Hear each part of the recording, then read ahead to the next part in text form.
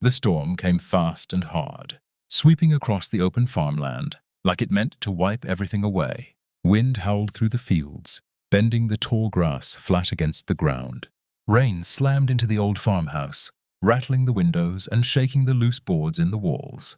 The roof groaned with every strong gust, as if the house itself was tired of standing alone. Inside, a single fire burned low in the hearth, casting weak light across the room. The farmer sat close to it, shoulders wrapped in a worn jacket, hands held out for warmth. He did not move much. He only listened. To the storm, to the silence between the sounds. The house felt too big for one man. Empty chairs, quiet rooms, and a space beside him that no longer belonged to anyone.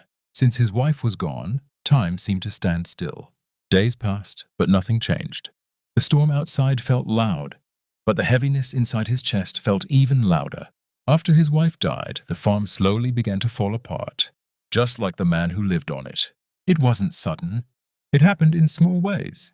A fence left broken. Tools left where they fell. Fields that once held life now sat empty and wild. She had been the heart of this place, the one who believed the land would always give back, if you cared for it. When illness took her, it took something else too. The farmer still woke each morning, still fed himself, still kept the fire going. But that was all. He spoke little and stayed away from town. He didn't want questions. He didn't want kindness. Hope felt like something meant for other people. As the storm beat against the house, he stared into the fire and felt the same cold inside him. He believed his life had already given him everything it ever would. The wind suddenly shifted, and through the blur of rain and darkness, the farmer noticed something move near the edge of the field. At first, he thought it was loose wood or a branch dragged along by the storm. He leaned closer to the window, squinting through the glass. The shape moved again, then another, and another. His breath caught as the storm pulled back just enough for him to see them clearly. A dog stood in the mud, head low and shaking. Behind it, a donkey pushed forward, soaked and slow. Last came a large horse, standing steady despite the wind, its wet coat dark with rain. They looked worn out, cold, and far from home. Still, they did not panic. They did not run. They walked toward the house, calm and sure, as if they knew exactly where they were going. The farmer stepped back from the window, his mind already filled with reasons to turn away. He had barely enough food for himself. The barn was half broken. He was tired in a way sleep never fixed. Taking in 3 animals would mean more work, more worry, more chances to fail. He told himself they would find shelter somewhere else. But then the sound came, a small, broken whimper carried through the storm. When he looked again, the dog had collapsed into the mud, too weak to stand. The sound hit him harder than the wind. It pulled a memory from deep inside him, of his wife kneeling to help anything that suffered, no matter the cost. His chest tightened. Before he could think it through, his hand was on the door. He opened it, letting the storm rush in, and stepped aside. Compassion moved faster than grief ever could. The animals stepped inside, one by one, bringing the storm with them. Cold air rushed in, but it quickly faded as the door closed and the fire's warmth reached them. Water dripped onto the wooden floor. Steam rose from their wet fur, glowing soft and pale in the firelight. The dog moved first, limping toward the hearth before curling near the farmer's boots with a tired sigh. The donkey followed, lowering itself carefully against the far wall, eyes half closed as if the effort of standing was finally over.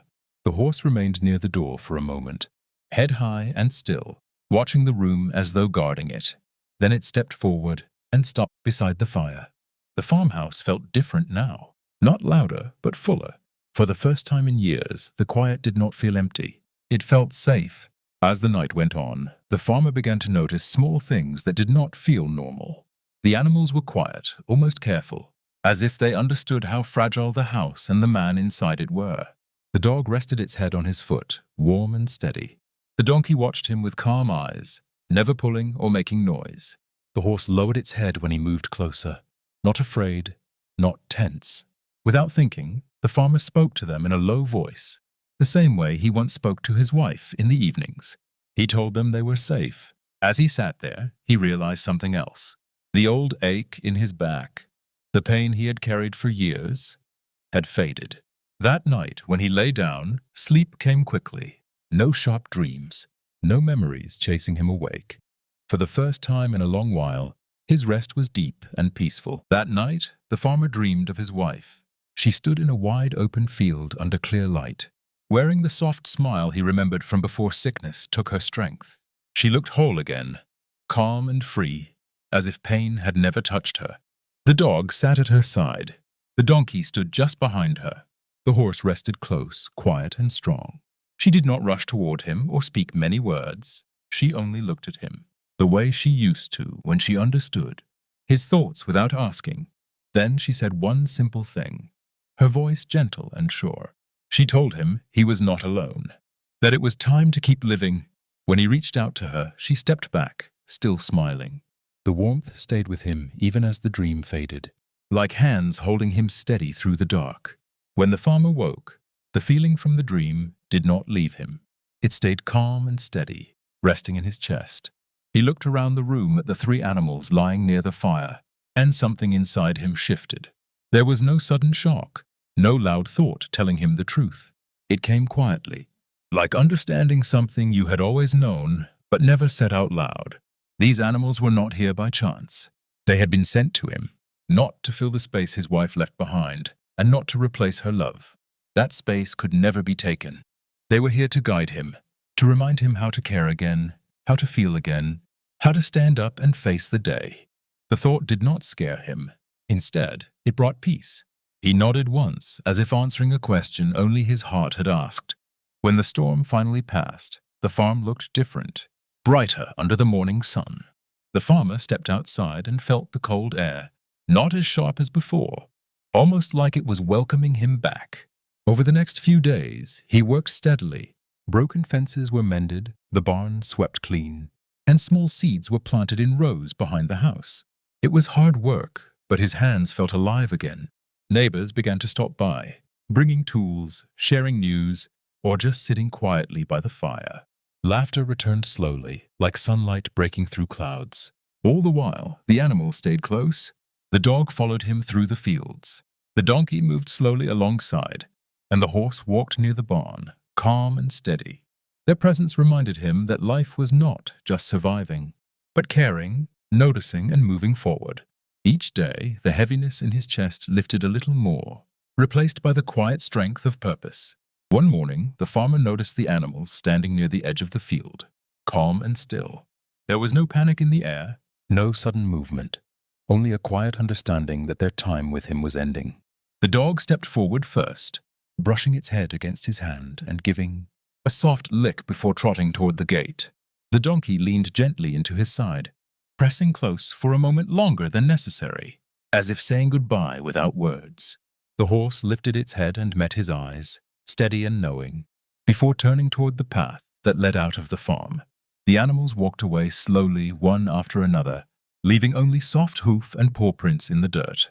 The farmer stayed where he was, watching them disappear into the morning light, feeling a mix of gratitude and gentle sadness settle over him, and knowing that something inside him had changed forever. The farmer stood alone in the field, the sun warm on his back and the wind carrying the faint scent of grass and flowers. The farm looked alive again, fences straight, barn solid, seeds beginning to grow. He touched the ring his wife had worn, feeling her memory without the sharp edge of pain. The animals were gone, but their presence remained in the quiet moments, in the soft tracks they left behind, in the calm that filled his chest. He understood now that healing did not always arrive with noise or grand gestures. Sometimes it came quietly, in small acts, in the steady patience of care. And love, he realized, never truly leaves. It stays, guiding, waiting, and reminding those who listen that life is meant to be lived again.